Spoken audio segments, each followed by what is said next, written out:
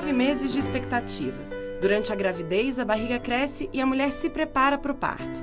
Medo da dor, insegurança e a vontade de ter logo o bebê nos braços. São muitas as emoções e os receios que envolvem este momento. Mas afinal, como nascem os bebês no Brasil?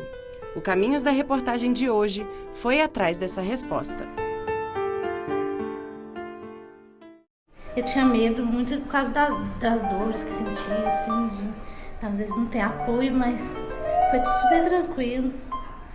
Olha, tô com ele no braço, que importa. Eu tive muita contração e eu ficava feliz com cada contração. Pô, fala, você é louca, doía. Ai, gente, doeu, mas não era uma dor ruim, né? Era uma dor assim. Ai, era tão bom, foi tão bom. Foi uma experiência inesquecível, né? Eu nem me lembro da dor. Claro que senti, lógico. Valeu a pena. Com tudo isso, acho que a força que eu tive que fazer lá é uma coisa assim, sem explicação, mas que valeu a pena. Eu achei minhas cólicas bem mais fortes do que a dor mesmo das contrações que eu senti. Então foi super tranquilo. Eles teve que correr comigo, minha pressão está muito alta. Aí foi onde eu ganhei cesárea. Mas graças a Deus. Agora é só alegria daqui pra frente. Eu queria cesárea, na verdade, que eu não queria sentir dor. Só que o pai convenceu a fazer um natural mesmo, né? Sem anestesia, sem nada, né? Foi uma dor, isso que eu falei, uma dor insuportável, mas a gente suporta. Na hora, a gente nem lembra que a gente tá sem roupa, a gente não lembra que tem um monte de gente na sala. A gente quer mesmo que acabe, né? Vanessa, ao longo de toda a gravidez, lia tudo o que encontrava pela frente sobre gestação e sobre parto. Aí eu tava lendo esse livro do Parto Ativo, aí uma menina virou e falou assim, tem um outro livro também aqui, ele é em espanhol, você lê? Eu falei, leia um pouquinho. Aí ele falava da questão da maternidade, né, que o poder da mulher de gerar e de dar o filho tinha sido tirado das mãos da mulher e passado para as mãos dos médicos. E eu comecei a acreditar naquilo e falei assim, eu quero ter um parto, eu quero ter o meu parto. Eu ia querer chegar e o povo me arrancar de qualquer jeito, ou será que eu ia querer chegar com amor? Quem que eu ia querer que me abraçasse primeiro? O médico cortando ou a minha mãe? Vanessa se preparou psicologicamente para um parto natural, em casa, mas as coisas não aconteceram como ela esperava. Queria ter em casa, mas diante do fato dela estar sentada e dela ser grandinha, era arriscado um parto pélvico desse tamanho. Cheguei no hospital e percebi que as atendentes elas não estavam preparadas para uma pessoa, num hospital particular, chegar em trabalho de parto. E aí elas falaram, não tem obstetra aqui não, vai para outro hospital ali. Aí eu falei assim, não, mas meu médico tá vindo, ele tá chegando. Não, mas eu não posso te internar enquanto não tiver médico. Aí eu falei, moça, eu tô em trabalho de parto. Ela, senta aí, você tá muito nervosa. Eu falei, moça, minha vagina tá abrindo, como que eu vou sentar?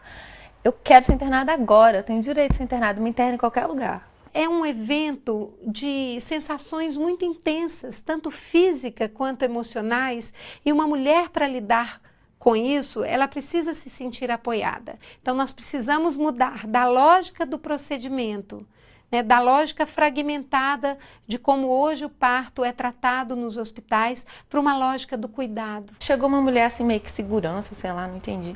Não pode entrar não. Aí, por que não pode entrar? Não, só pode você e uma acompanhante, tem que escolher entre um e outro. Falei, vou escolher entre minha doula e meu marido? Não tem como, ela faz parte do corpo médico. Aí, corpo médico? Quem é seu médico? Aí, falei o nome, pode passar. As doulas são mulheres que acompanham e dão apoio físico e emocional à mulher em trabalho de parto. O trabalho da doula é um trabalho de suporte, de acompanhamento à mulher, né, durante o trabalho de parto, às vezes antes disso também, né, e depois no pós-parto imediato. A gente costuma oferecer assim um suporte psicológico, um incentivo, um esclarecimento, uma informação também a respeito das vantagens do parto natural e utilizar técnicas como massagens, indicação de posições, movimentos, de respiração, que possam auxiliar a mulher a ter mais conforto e superar assim a dor, o medo. A mulher, quando chega no hospital, ela tem que entrar acompanhada, acompanhada da pessoa que ela escolheu, seja homem, mulher, companheiro, mãe, vizinho, amiga, né? A pessoa que ela quer, que ela escolheu para estar junto, tá? Isso é uma boa prática. Aí chegou uma mulher com a cadeira de rodas. Na hora que chegou essa mulher com a cadeira de rodas, ela falou, vou sentar aqui. Aí eu, sentar? Não, tudo menos sentar. Você de bananeira, mas sentada eu não vou. Aí ela, não, mas são procedimentos do hospital que você só pode ir, entrar no assento cirúrgico, né? Se você estiver sentada na cadeira de rodas. Eu falei, pois então eu não vou. Eles botam um pano, né, pra gente não ver o corte e tudo. Assim que tiraram ela e cortaram o cordão umbilical, eu pude dar um cheirinho, né? E aí foi interessante, assim, uma cena que eu acho que eu nunca vou esquecer na minha vida, que é ela falando, eu falando assim, oi princesa, e ela reconhecendo a minha voz com aquele olhão, sabe, assim, como que diz, ah, é você que tá por aí, né? Eu já ouvi essa voz em algum lugar.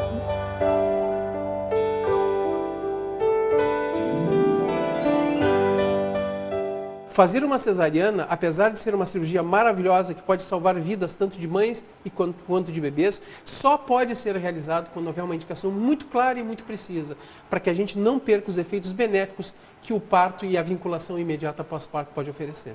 Esse foi o meu parto, que eu considero que foi um parto humanizado, que foi com indicação de cesárea. E né, não teria como ser de outro jeito, e aos poucos eu fui aceitando, né, que não foi do jeito que eu imaginava, e fui percebendo o quanto foi lindo.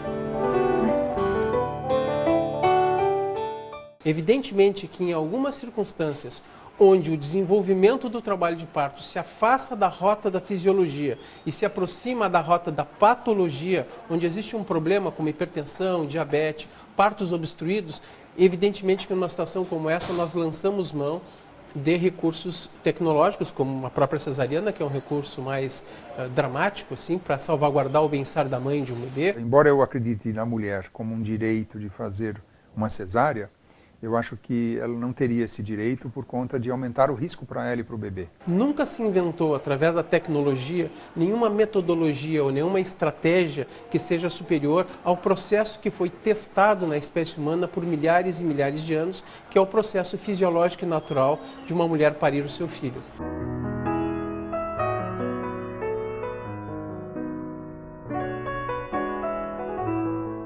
A mulher ela deve estar num ambiente na hora do nascimento que ela se sinta mais confortável e segura. Se for em casa, para isso ela precisa ter um desejo muito grande, um desejo profundo, aquele que vem mesmo do âmago, né? Segundo ponto, ela tem que ter um marido que realmente concorde com esse tipo de argumento, de desejo da mulher. Um marido que é contrário ao parto domiciliar não dá para atender, né? Terceiro, ela tem que ser uma gestante de baixo risco. Não pode haver nenhuma intercorrência médica, obstétrica, como hipertensão, diabetes. E o bebê também tem que estar saudável. Mãe e bebê saudáveis. E o quarto, ela tem que ter um plano B, é um chamado plano de contingência, em que caso haja necessidade de um transporte dessa mulher, que pode acontecer em até 15% a 17% das vezes, ela seja removida para um hospital próximo. É importante que tenhamos em mente que na grande maioria das vezes, em 90% dos casos, uma mulher poderá ter uma gravidez e um parto sem qualquer assistência e sem complicações. Mas, em 5% dos casos, essa mulher ou esse bebê precisarão de um atendimento rápido.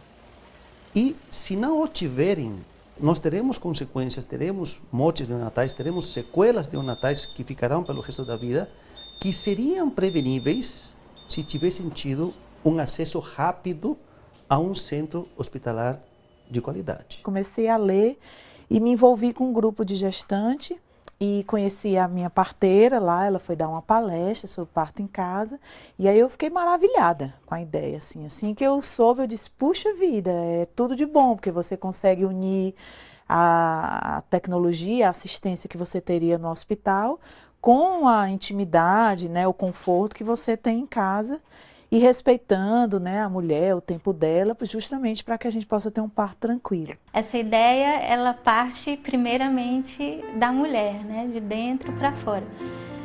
E aí vem essa vontade e a partir daí elas vão se informando, vão pesquisando e vão decidindo também, juntando a racionalidade com o coração e vendo as possibilidades, o que é possível.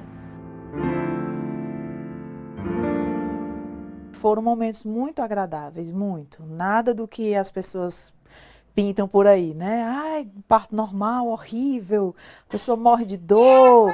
Claro que tem a dor, mas é uma dor com propósito, né? Uma dor...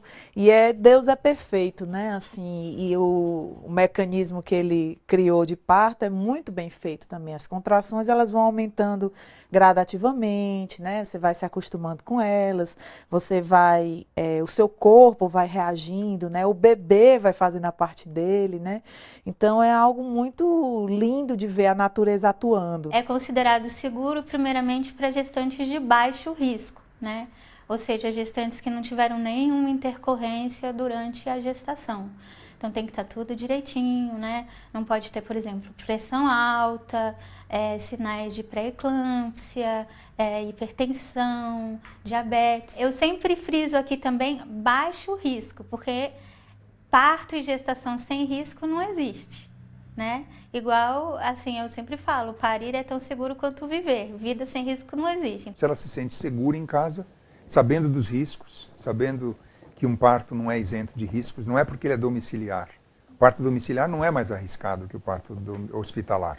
Ele tem o mesmo risco, com a vantagem de dar maior satisfação para os casais e que a gente faz menos intervenções, né? Para o homem, então, eu acho assim um momento ímpar, porque normalmente no hospital você diz, peraí, eu vou levar sua mulher, daqui a pouco eu trago sua mulher e seu filho, né? E o homem fica lá, né? Na sala de espera, às vezes olhando revista e tal. E o Murilo não. Às vezes, na hora da contração, eu puxava ele assim, e ele me segurando e dizendo, vamos lá, vai dar certo e tal. Do ponto de vista físico, um parto é muito menos arriscado para a mãe e para o bebê. Quando o bebê passa pelo canal de parto, ele é massageado pelo corpo da mãe e, portanto, ele elimina naturalmente os fluidos que estão dentro do seu pulmão. O parto natural, ele não oferece para mulheres os riscos que uma cesariana vai oferecer através da ruptura de 7 camadas até a chegada no interior do útero para a retirada do bebê. Nós vamos ter menos complicações hemorrágicas, menos complicações anestéticas e menos complicações infecciosas. Eu não tive nenhum tipo de corte no meu corpo, nenhuma intervenção, eu não tomei nada, nem um Tilenol, né? Tive meu filho da forma mais natural possível, do jeito que Deus quis. Para ele também, uma experiência ímpar, porque não precisou passar por nenhum tipo de procedimento desnecessário, né? Sem nenhuma intervenção, sem luz excessiva, sem gente pegando demais, sem manipulação desnecessária, tanto do corpo dele como do meu, né? O parto normal, ele deveria ser desejado pelas mulheres como um momento de fortalecimento delas enquanto mulher, né? Um momento de serem tocadas no seu corpo de uma forma tão profunda como elas nunca tiveram antes. Muitas mulheres falam isso, olha, o que eu vivi no meu parto me arrepio até hoje, porque eu nunca vivi uma intensidade, né, de sensações tão grande. Eu lembro do meu parto como eu nunca lembro de nada na minha vida. Algumas mulheres relatam que após um parto foi quando elas amadureceram sexualmente e passaram a ter orgasmo depois que vivenciaram essa experiência, porque é uma experiência da sexualidade de uma mulher. Essa orquestração delicada do parto é muito bonita e ela é muito interessante e ela não pode ser interrompida por elementos externos como vozes, conversas, luz. A gente tem que ter a mesma sacralidade para o parto como a gente tem para a atividade sexual. A mesma intimidade, o mesmo recolhimento, o mesmo entendimento daquele fenômeno como sendo alguma coisa muito íntima, muito pessoal que não pode ser interrompida e não pode sofrer nenhum distúrbio. A nossa equipe combinou com a Roberta de acompanhar o nascimento do Natanael, seu segundo filho, também em casa. Mas ele não nos esperou, nem a parteira conseguiu chegar a tempo. Esse é o Natanael, que acabou de chegar. Às 6 horas da manhã eu senti um líquido saindo, né, fora do controle.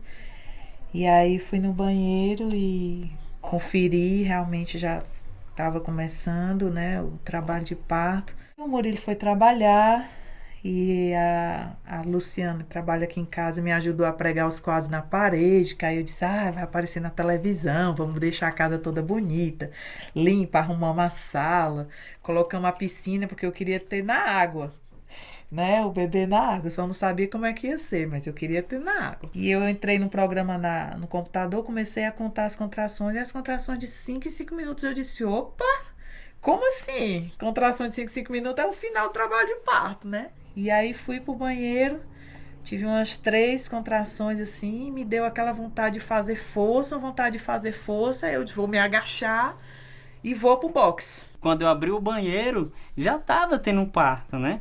E eu vi a cabecinha dele saindo, eu lavei minha mão bem rápido e ainda pude segurar ele descendo completo, né? O cordãozinho ficou ainda conectado dentro do corpo dela. A gente costuma dizer, por exemplo, que a gente não faz parto, e quem faz parto é a mulher.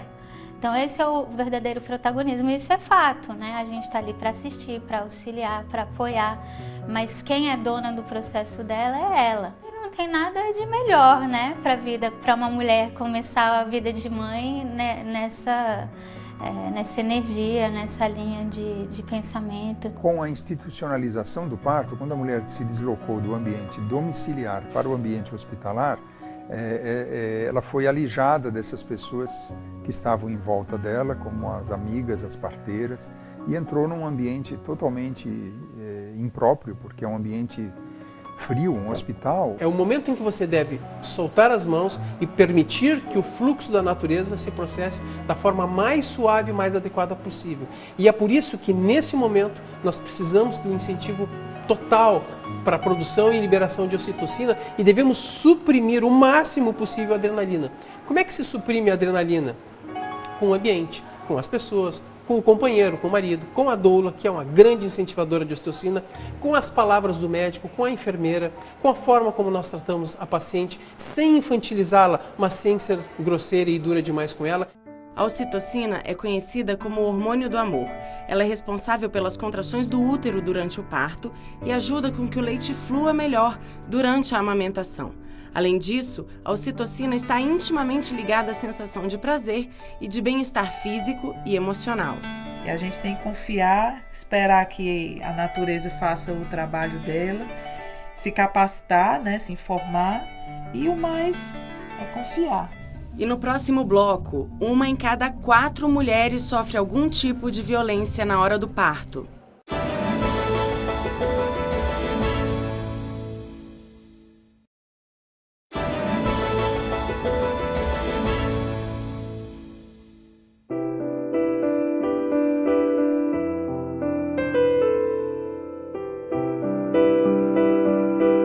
Há experiências de parto que são positivas e transformadoras. No entanto, essa não é a regra. Segundo uma pesquisa divulgada em 2010 pela Fundação Perseu Abramo, 1 em cada 4 mulheres sofre algum tipo de violência durante o parto. Eu devia estar feliz, minha filha ia nascer. Em vez disso, só pensava em quando aquele calvário acabaria, quando eu poderia ficar em paz, quando haveria silêncio e privacidade. Mulheres que chegam ao hospital, elas são separadas do seu familiar, do acompanhante, se retira os objetos pessoais, se raspa os pelos, se lava o intestino, coloca a mulher em jejum, coloca ela em soro profilático, ligadinha no soro, que dificulta ela caminhar. A gente acha que vai ser tranquilo, tanto é que eu cheguei no hospital, passei por 5 hospitais antes de conseguir internar. E aí, quando foi 11 horas da noite, das 6 até as 11 horas da noite, eu na rua. Aí eu já fui para a sala, eles colocaram soro para poder aumentar as contrações. Toda mulher que entra num hospital, numa maternidade para ganhar o bebê, imediatamente se insere ali se pega uma veia, começa a se fazer um soro e se coloca a ocitocina. Essa é uma das intervenções que tem risco e que são desnecessárias na maioria das vezes. Eu morria de sede. Às 9 ou 10 da noite, tudo o que eu pedia aos berros era um copo d'água. Mas a doutora negou, ríspida e grosseira e com a cara enfiada no meio das minhas pernas. Disse que podia fazer mal depois, na hora de nascer. Eu lembro de levantar a cabeça e falar pro médico, eu não dou conta mais.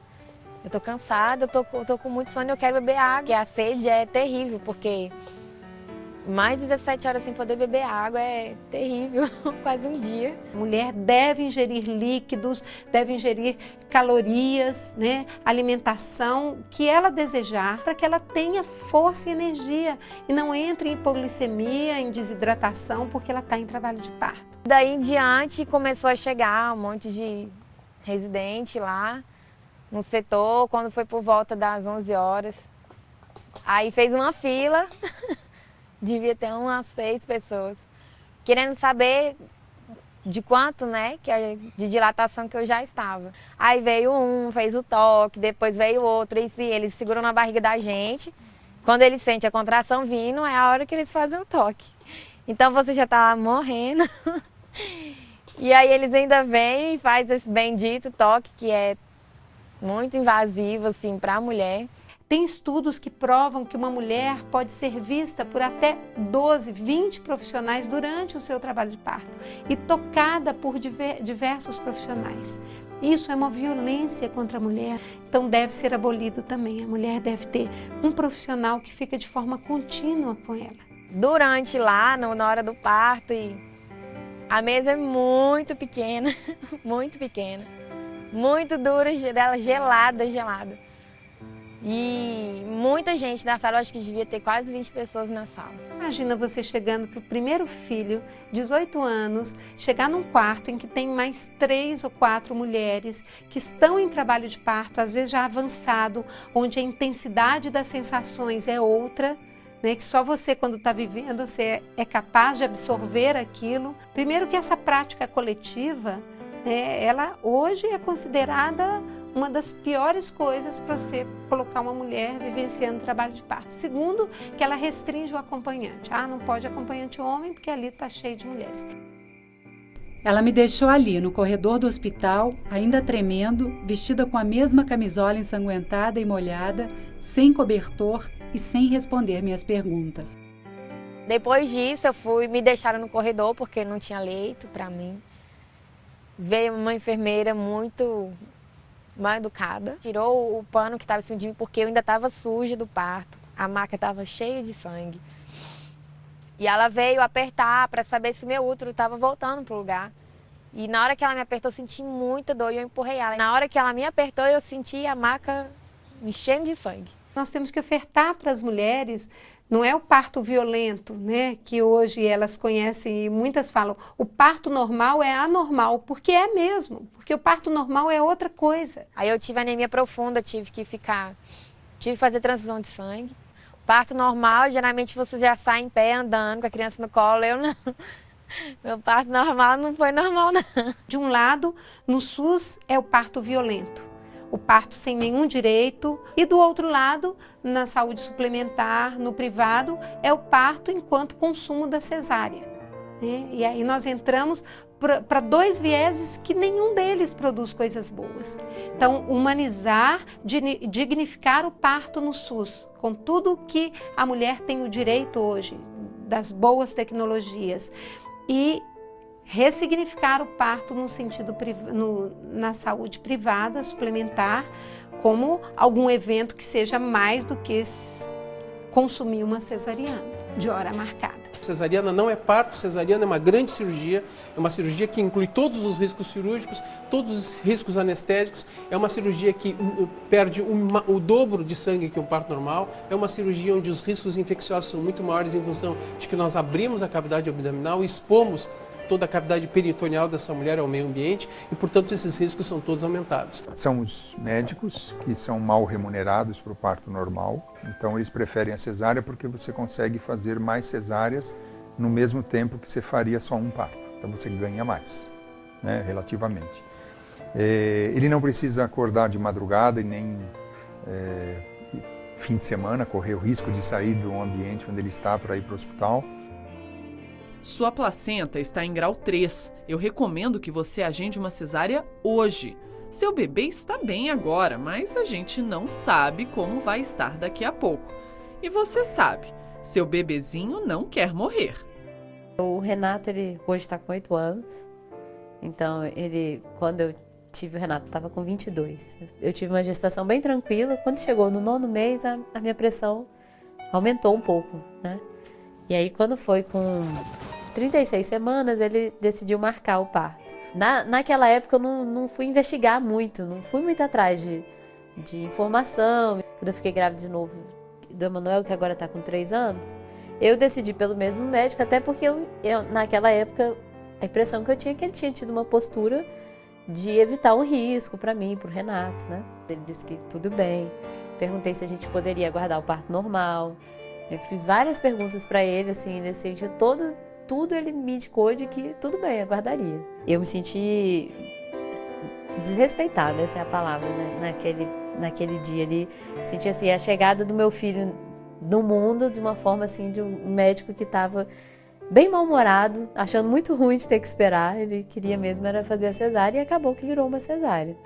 Porque eu já tinha dilatação completa, já estava com 10 centímetros de dilatação. O nascimento do Emanuel foi rodeado de uma circunstância que, do meu ponto de vista, não precisava. Se ele tivesse falado para mim, olha, eu realmente prefiro fazer cesárea, vai atrapalhar meu dia, vai atrapalhar meu consultório, eu teria optado por outro médico, né? E não foi assim. A história da Ana é uma história muito bonita. Eu estive com ela na 2ª cesariana dela. E foi assim uma coisa, um acontecimento assim muito traumático, porque ela foi realmente impedida de poder parir o bebê. Ela estava em condições plenamente favoráveis para o nascimento do bebezinho e o médico, por questão de impaciência com relação ao tempo, não permitiu que ela tivesse esse parto normal. Eu lembro que eu cheguei em casa, a Carminha veio me visitar, minha doula, eu falei para ela, Carminha, agora eu vou ter que ter o 3º, porque eu vou precisar parir, não vou me dar por vencida nessa não. E aí na 3ª gestação dela, ela já se preparou mais, procurou um acompanhamento que fosse favorável a essa possibilidade, né? E a gente compartilhou assim um sentimento de vitória por ela ter conseguido ter esse parto normal, e eu sinto que foi um processo de cura para aquela experiência que foi frustrada anteriormente. Eu vi um programa na televisão que estava discutindo o assunto e aí vi que existia nos Estados Unidos um novo protocolo médico de que mesmo após 2 cesáreas a mulher deveria ser submetida ao trabalho de parto e ao parto normal, a princípio. Uma mulher que já teve uma cesariana anterior, se nesta gravidez já transcorreram mais de 18 meses, portanto, houve completa cicatrização da cesariana anterior, e não persiste a causa que indicou a primeira cesariana, essa paciente deve ser esclarecida de que é absolutamente possível ter parto normal. A maioria dos profissionais começa no mercado sem uma visão do quão natural é um trabalho de parto, que é um processo fisiológico, não é um processo médico, né? Quando a gestação é de baixo risco e a mulher tem uma assistência básica bem feita, ela pare. Cada vez mais nós nos damos conta de como a doula pode ser importante na manutenção de um ambiente adequado, tranquilo e sereno para o desenvolvimento de um trabalho de parto. Quem já pariu sabe como é que é intenso, como é que é forte. E também como é maravilhoso, né? Conseguir o resultado de superação, de vitória, de poder ter seu filho de uma forma mais natural e também ter essa lembrança, né? De um momento muito, muito sagrado na vida da mulher e da família. Praticamente 100% dos partos que nós atendemos hoje em dia são com a presença de uma doula. Exatamente por isso, porque nós percebemos que ela facilita muito o nosso trabalho e com isso a gente consegue ter um sucesso muito maior de oferecer para as mulheres a experiência que elas desejam para o nascimento dos seus filhos. Manifestações a favor da presença das doulas nos hospitais já aconteceram em diversas cidades brasileiras. Em São Paulo, não foi diferente. É a primeira vez que você está sentindo um monte de coisas. E é muito importante ter uma pessoa para segurar a sua mão, conversar com você e te ajudar a lidar com aquele monte de sensações e emoções que vem à tona durante o parto. Para mim foi essencial. A doula reduz a taxa de cesarianas, a doula reduz o pedido de analgesia no parto. A mulher fica mais contente com o resultado do parto, porque ela se sente mais capaz, mais confiante. A doula não tem nenhuma função técnica no parto que comprometa ou que cause algum efeito colateral danoso. Eu lembro de um momento do meu parto em que eu disse: ai, eu não aguento essa dor nas costas. E ela olhou pra mim e fez assim: Ana, olha pra mim, foca no bebê agora, vai, faz força que ele vai nascer. E aí eu olhei pra ela, olhei nos olhos dela, meu marido aqui nas minhas costas me apoiando. E aí eu fiz, isso, eu tenho que focar. E fiz a força e ele nasceu lindo, num parto natural. É absurdo essa resistência que os hospitais têm, né, de não quererem doula nos hospitais, tanto particulares como público também.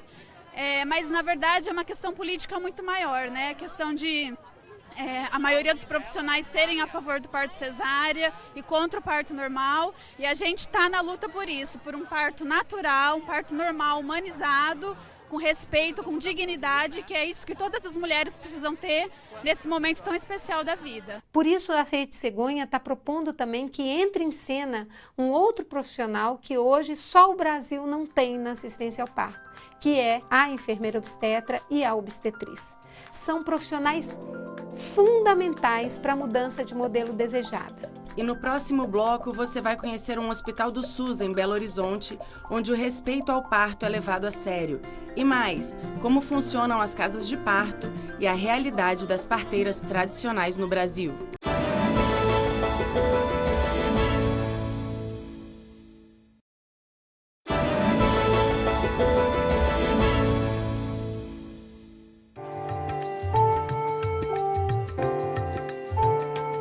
Neste Hospital do SUS, em Belo Horizonte, quem acompanha os partos de baixo risco são as enfermeiras obstetras.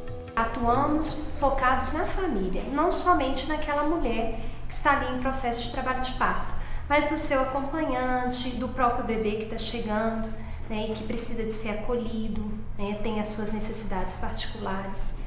E eu vejo hoje que o modelo de assistência obstétrica ideal para essa mulher, ele tem a enfermeira obstetra como um membro ativo dessa equipe. A enfermeira obstetra com habilitação para isso, ela tem capacidade para assistir todos os partos de risco habitual. É importante que o médico esteja presente para que ele atenda aqueles casos que saem da normalidade. A presença do médico que tem uma formação de fazer alguma coisa, de intervir, ele pode acabar sendo desnecessário na cena do parto.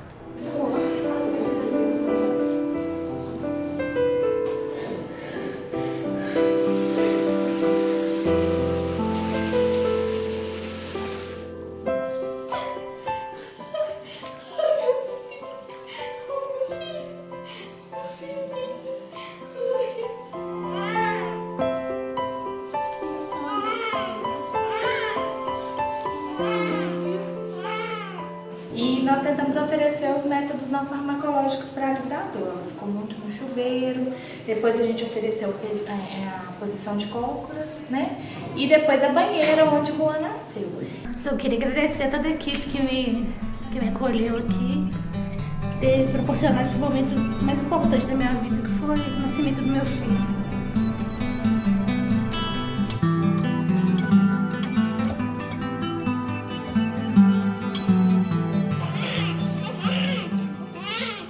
Quando você, na admissão dessa paciente, você faz aquela mulher acreditar que esse processo é natural, é fisiológico e que ela vai dar conta disso, isso é um respeito ao momento do parto. Com a iniciativa Hospital Amigo da Criança, né, aqueles hospitais que têm esse título, já tem uma política de aproximar o bebê da mãe após o nascimento. Deixar o bebê despido sobre o tórax também despido da mulher. Se a gente deixar esse bebê ali, ele sozinho vai ter pelo instinto, pelo reflexo de busca, ele vai buscar o peito da mãe e vai começar a mamar. E isso também já tem inúmeros benefícios para esse bebê. Na maioria dos casos, esse bebê deve ser trazido ao colo da mulher, mesmo antes de cortar o cordão, e o contato pele a pele imediato e ininterrupto entre mãe e bebê é uma das ações que mais favorece a saúde dessa mulher e desse bebê, tanto física quanto psíquica.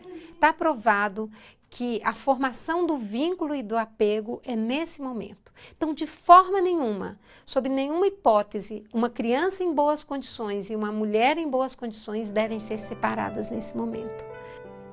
É o bafo da mãe, é a pele da mãe, é a mãe que ele tem que reconhecer primeiro, e não o serviço de saúde.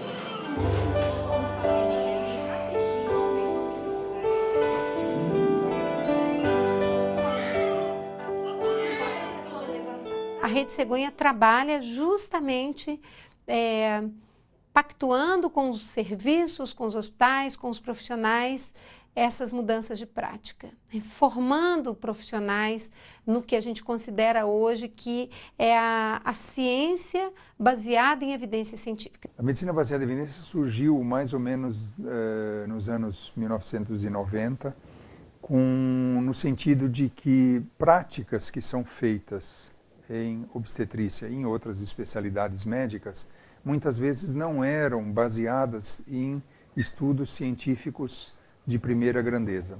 Quando a gente usa uma bola, né, na hora da assistência, quando a gente permite essa mulher deambular, quando a gente permite ela verticalizar no momento do parto, quando você oferece ela o banquinho de parto para que ela tenha o parto na posição vertical, quando você oferece a banheira como um suporte ao alívio da dor. Então, tudo isso já está ali, atrás de todas essas práticas, estudos científicos que embaseiam essa atuação.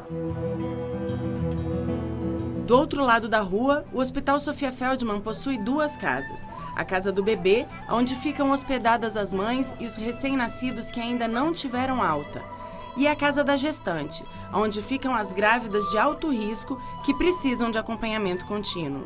No fundo da casa do bebê funciona um núcleo de terapias integrativas. E essas terapias não são apenas para as mães e gestantes.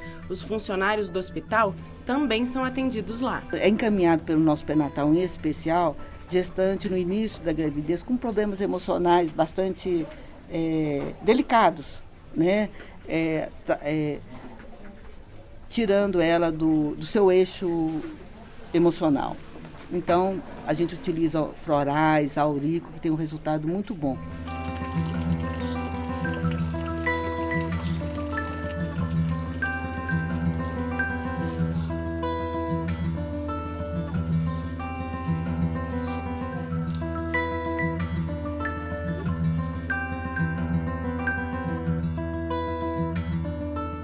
O filho de Patrícia nasceu prematuro quando estava com 32 semanas. Após receber alta da UTI, mãe e filho foram passar uns dias na casa do bebê até que ele alcançasse o peso necessário para poder ir embora. Tive, assim, minha pressão muito alta. Aí quando eu cheguei aqui, já cheguei ganhando ele com a pressão a 19. Com as mães que estão com os bebês na UTI, a gente faz primeiro um acolhimento quando elas internam, porque é um momento em que tudo desconstruiu, né? A mulher tinha uma expectativa e aí de repente o bebê vai para a UTI, longe dela, né? São outras pessoas que estão cuidando, vem antes da hora, geralmente. Ai, os dias estão sendo difíceis. Todos os dias, tudo contato, que passa o mais rápido possível. Saudade de casa, meu filho.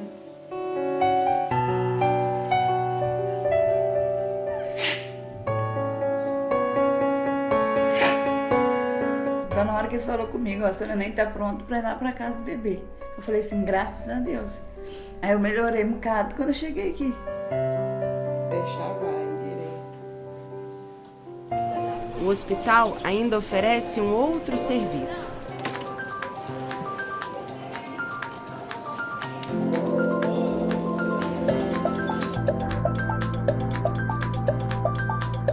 A Carla é uma cuidadora. Ela vai na casa das mães para acompanhar os primeiros dias do bebê e se certificar de que está tudo certo com a amamentação. Vai passar, ela vai ficar uma dor suportável. Eu vou te ensinar umas dicas, umas técnicas, umas mães pra você colocar aí, tá? É paciência e jeito. A mama ela pode estar ferida, ela pode estar em ponto de sangrante. Que quando corrige, a mãe sente dor porque já está ferido, mas em segundos para de doer. A fase do leite são 3 fases. A fase do colostro, a fase que mata a sede do bebê, por isso que bebês não precisam de água. E a terceira fase é a fase da gordura que a gente fala. É o final da mamada. É onde que o bebê fica robusto, fica as bolas. Porque eles mamaram certo. Se o bebê não mama esse tempo, ele não ganha peso. Aí vai no pediatra, o pediatra prescreve uma coisa que a mãe tem com abundância. O Hospital Sofia Feldman atende uma média de 9.000 partos por ano. A maternidade, que é referência no Brasil, tem recebido cada vez mais partos de alto risco. Aqui nós temos uma taxa de cesárea mais ou menos em torno de 24%. Né? É uma das menores taxas do país. Nós já tivemos taxas até menores, né? Nos últimos 2 anos essas taxas subiram um pouco. Nós passamos a assumir mais casos de alto risco. Segundo a ANS, Agência Nacional de Saúde Suplementar, o Brasil tem uma das maiores taxas de cesarianas do mundo. No SUS, a porcentagem chega a 27,5%, enquanto que nos hospitais privados, a taxa se aproxima dos 80%. Segundo a Organização Mundial de Saúde, esses índices deveriam ficar em torno de 15%. Infelizmente, a assistência obstétrica no nosso país, ela é assim. Ela é moldada para que a mulher obedeça regras que são impostas e estabelecidas, né, pelos serviços de saúde. Infelizmente, regras que fizeram com que a assistência obstétrica virasse o que virou hoje, um comércio. A quem serve a cesárea eletiva da forma como ela vem sendo feita? Serve à mulher? Não, não serve à mulher. É bom para o bebê? Não, não é bom para o bebê. É bom para o profissional médico? Parece que sim. Até 2014, o Ministério da Saúde vai investir 165 milhões e meio de reais em centros de parto normal, como a Casa de Parto de São Sebastião, no Distrito Federal. Quando você está dentro de um hospital, você tem uma demanda muito maior de pacientes, né? Num centro de parto normal, você tem um volume menor. Com um volume menor, com certeza você consegue acompanhar com mais qualidade, com mais cuidado cada mulher. Nós não precisamos ter regras tão rígidas, porque você não está dentro do ambiente hospitalar. Eu não tenho um centro cirúrgico aqui dentro. Eu só tenho mulheres, né, para parir naturalmente. A gente escuta a mulher, as queixas da mulher, o que ela quer, a posição que ela quer parir. Tá? O que ela quer se alimentar, o que ela quer se alimentar, ela quer andar, ela quer ficar deitada, ela não quer fazer nada disso, então a gente escuta muito a mulher. Eles encheram a banheira, eu tomei um banho enquanto a banheira estava enchendo e deixei a água morna cair nas costas, que aliviou bastante as dores, e eu comecei a andar também para facilitar na hora do nascimento dela. Depois do parto ela ficou comigo uma hora, né, que a enfermeira falou que era bom, ela sentiu o calor da mãe, né? O contato pele a pele, bebê e mãe, ele é essencial e nós aqui fazemos mesmo. Nasceu, fica com a mãe, tá? Aconchegado, recebendo o calorzinho da mãe, isso é muito importante para o bebê. Ela tem que saber qual é a melhor posição, né? Se ela quer ficar deitada, agachada, de cócoras, né? Você tem que atender às necessidades dela. Estamos presentes ali sempre, o tempo todo ao lado dela, né? Para fazer essa assistência, mas quem vai parir é ela. Ela tem que ter esse empoderamento, né? Acreditar que é ela, é para ela.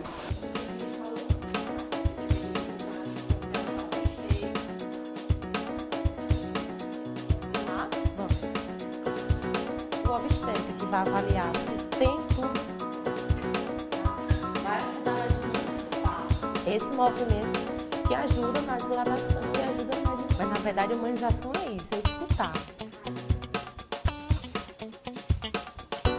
Com a Rede Cegonha, você precisa fazer a vinculação precoce dessas mulheres ao local onde elas vão parir.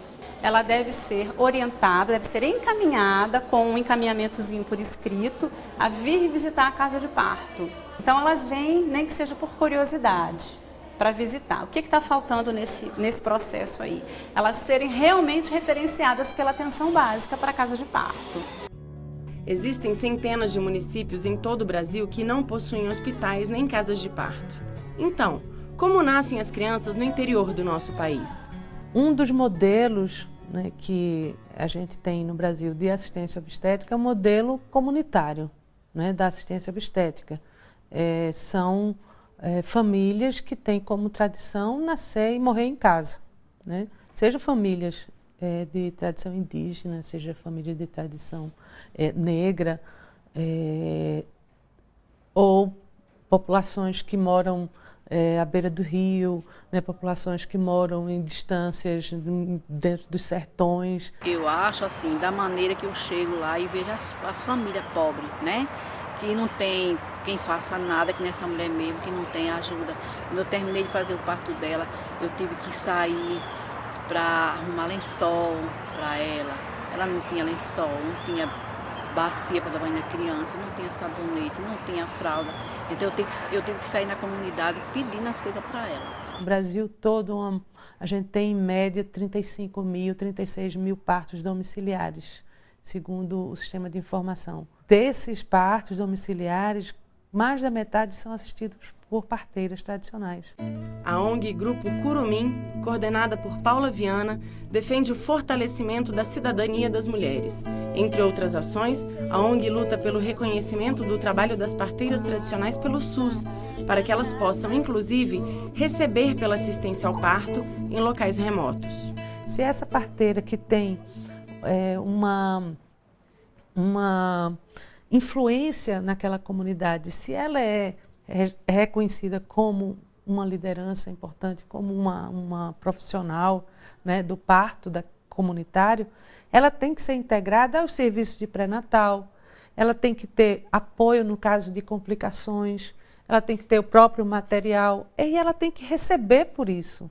A parteira precisa de material, apoio e salário digno. Escova e bacia. Balança e pinã.